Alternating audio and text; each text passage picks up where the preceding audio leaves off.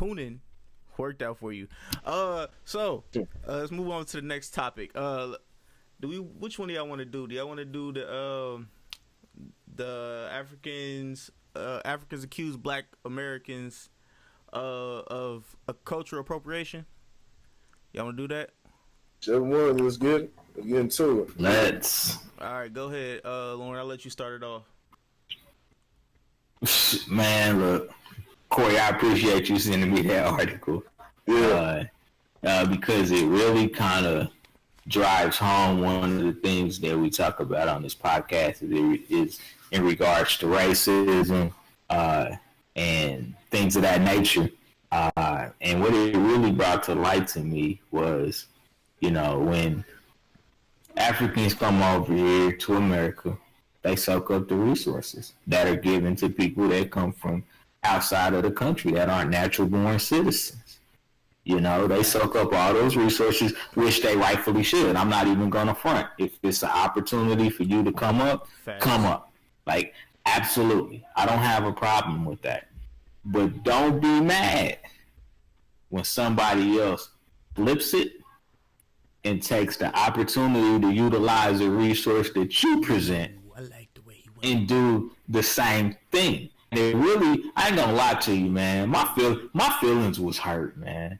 My feelings was hurt when I read that because, here we are as people of color in America that were brought here against our will.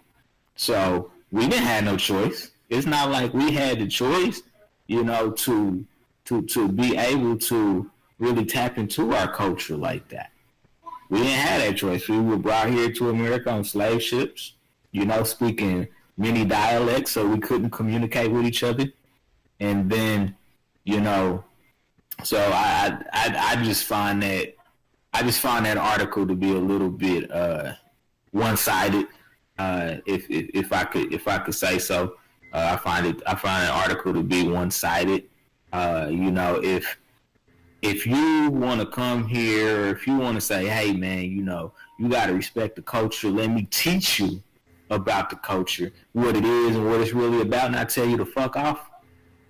Then you can go on with your rant, But a lot of us, our history was stripped from us, so we don't know. You know what I'm saying? And I happen to think that, the things that he referred to, Black Panther, Childish Gambino with This Is America. I happen, and I didn't dig into the movie like that. I didn't. Hey, say it one more time. Our history was what?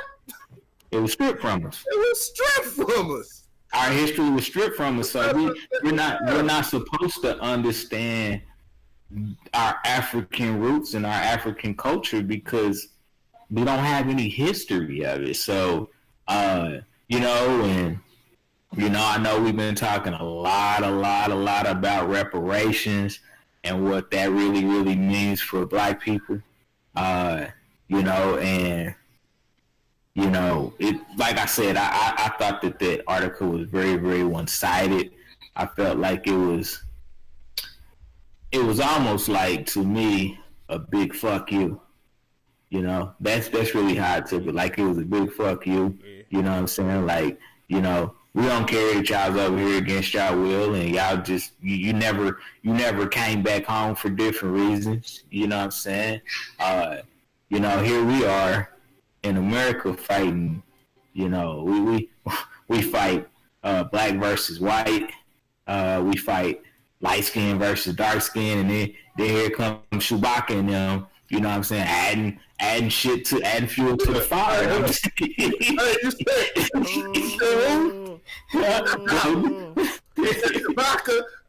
Yeah, man.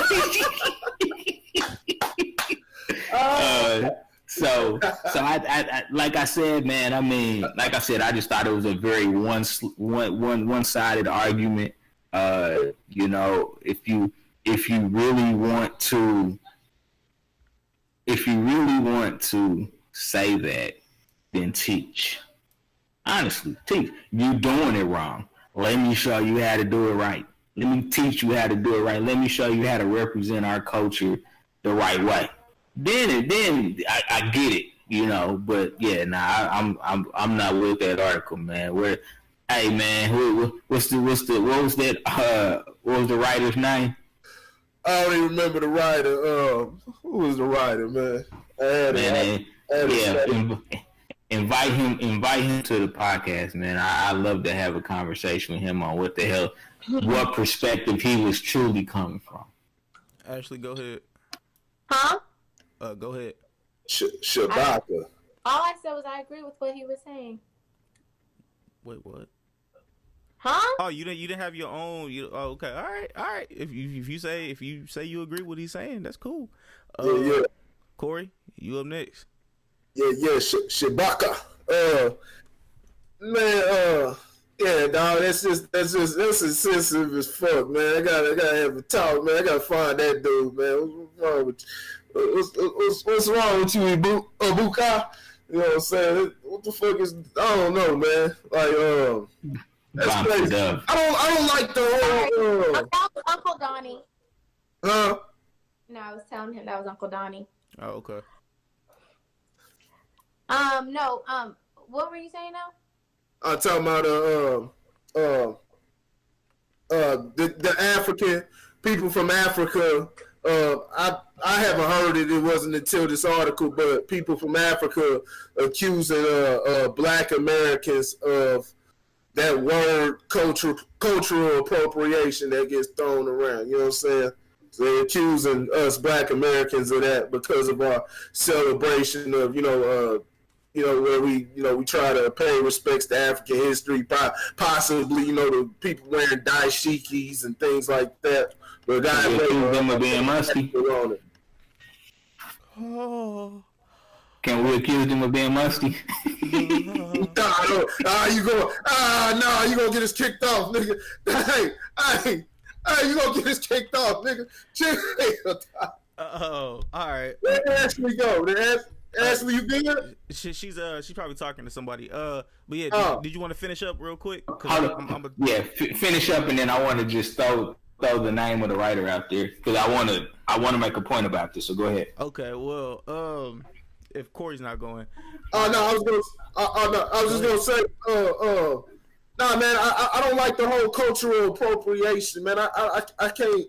I don't like that word because not the word. I don't like the phrase because ain't nobody able to they ain't able to appropriate nothing. You know what I'm saying? All you can do is you can mimic the the little movements, things on the outside that you see externally, but a true culture, and that goes for anything, no matter where it is. You know what I'm saying? A true culture can't be infiltrated easily. It has to be, you know what I'm saying? That person has to go through those steps, and it's just not something that can be mimicked.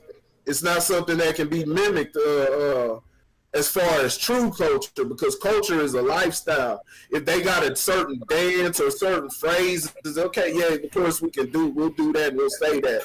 But a culture is something that's, you know what I'm saying, that's everyday living. From the way you eat, sleep, breathe, you know what I'm saying, talk.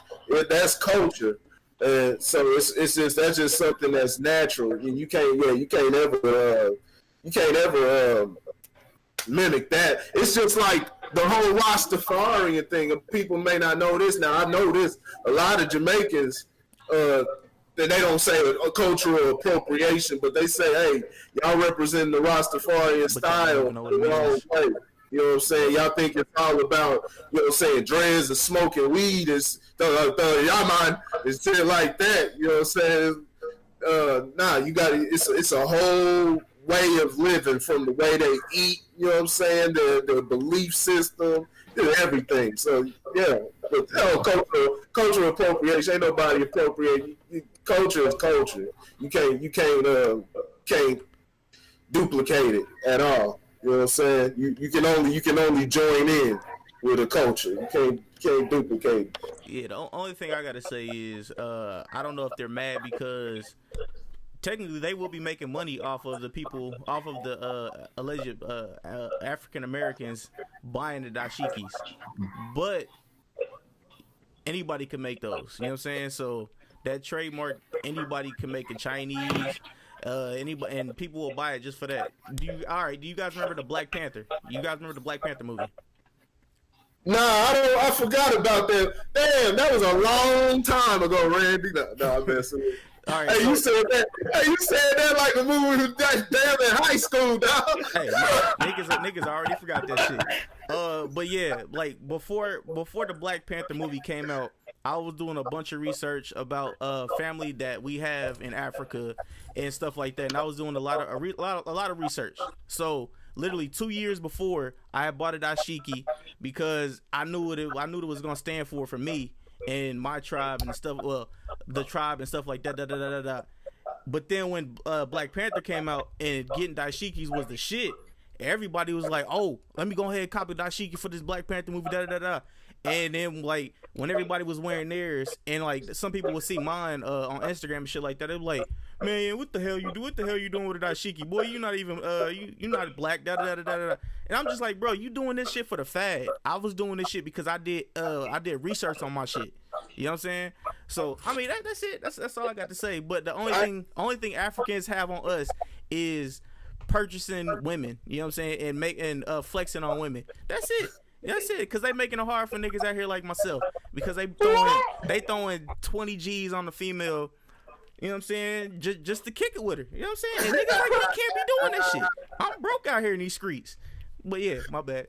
Hey, I ain't gonna lie. I wanted to start rocking the dashiki probably about, you know what I'm saying, before Black Panther, probably about 4 years ago, but it was only for a fad. The reason why I saw a DJ Flad interview with Capone and Noriega in Tragedy, and Capone was up there rocking the dashiki, and I was looking at that shit. I'm like, man, that shit look kind of cool, man. I wanted to get one. I never got around to it, but yeah, of course, you know, Black Panther came out, everybody rocking that shit. I like them. You know what I'm saying? I think it's cool. I mean, I like them.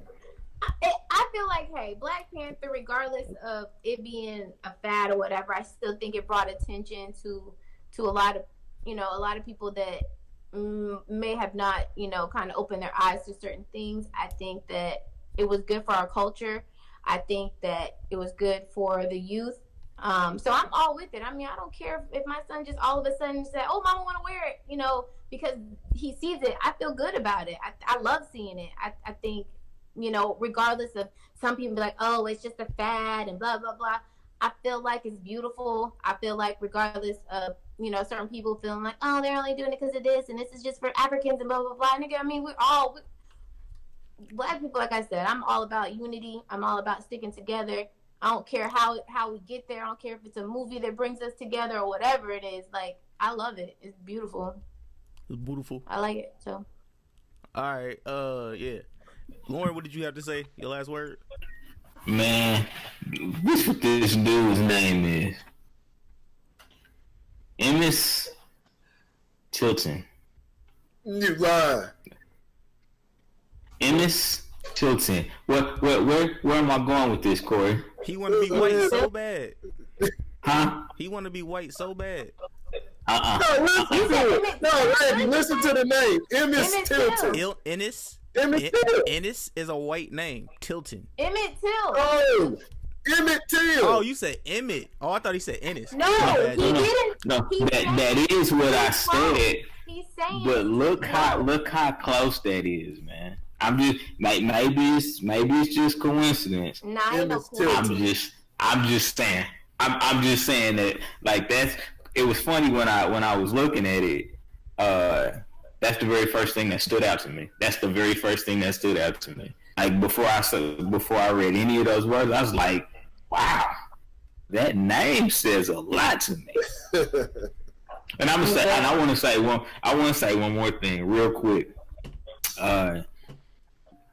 Black people have traveled this whole universe. We've been everywhere across the world. So when you talk about cultural appropriation and shit like that, we travel. And that's just the truth. You know what I'm saying? And I'm sorry, but, part of the fear of the white man that doesn't want black people to come up is because we are that damn cool. You know what I'm saying? And the culture is that damn cool. And they're afraid of that. They're totally afraid of that because they know that means take over. Yeah. And they don't want that. So, I mean, I'm sorry, Ms. Tilton, but we doing you a solid by spreading the culture out even more. Absolutely. So I'm finding him. I'm gonna try to find him. To be so racist. That was about to be so racist. Shout out to my Jamaicans. Shout out to my Haitians. Sapase. Shout out to everybody I fuck with. You know what I'm saying? All around the globe. You know what I'm saying? But yeah, y'all ready to move to the next topic?